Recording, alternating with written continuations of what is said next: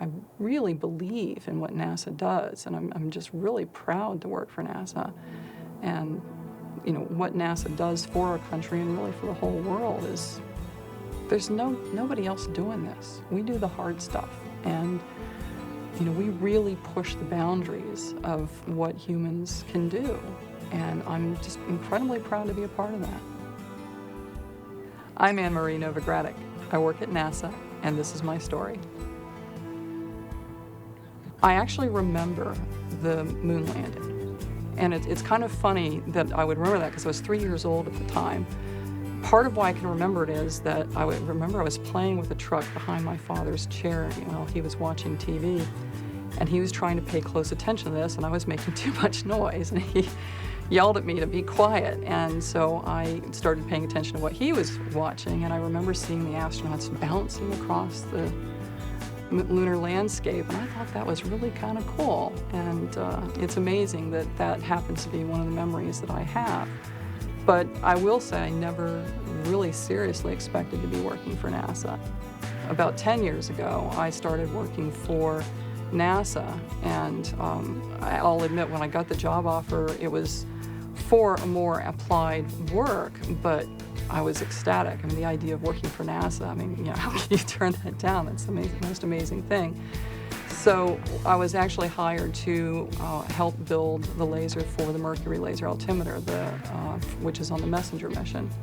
It was a real eye-opening and huge transition for me, because I basically had to transition from being an academic research physicist to an applied engineer responsible for hardware that was going to have to perform in space, had to work, that you absolutely, you know, it must work, it cannot possibly fail. One of the missions that I was responsible for was the Wide Field Infrared Survey Explorer, the WISE mission, which is an infrared observatory that was to do a full sky survey.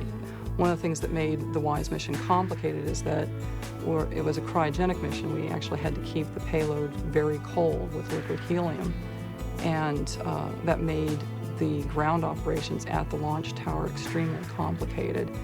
I had to work very closely with our counterparts at Kennedy Space Flight Center in charge of the Launch Services Program, along with the Science Mission Directorate and Vandenberg Air Force Base, to try and essentially come to some resolution of when we were going to launch. Communicating all those complexities and all those difficulties and negotiating with the launch site and with all of the various parties involved was one of the places where I had a role and was working closely with all those parties to make sure that things went smoothly. I think, like almost everyone, I have to say that my parents are my biggest role model, that both my mom and dad played a huge role in making me who I am and giving me the aspirations that I have and sort of following my dreams. My mom's an art teacher and my dad is a mechanical engineer, and I just, from both of them in their really diverse and different views of the universe, I got so much from them. I can also say that at least a few of my teachers were really inspirational to me. I had a couple teachers in junior high school who were very encouraging and really tried to present opportunities for students to be outside the box. And I had one professor in college that I would say was really inspirational to me. He's the one who sort of broke the news to me that I really ought to be a physicist, and then worked with me and you know, served as my mentor for many years in that respect.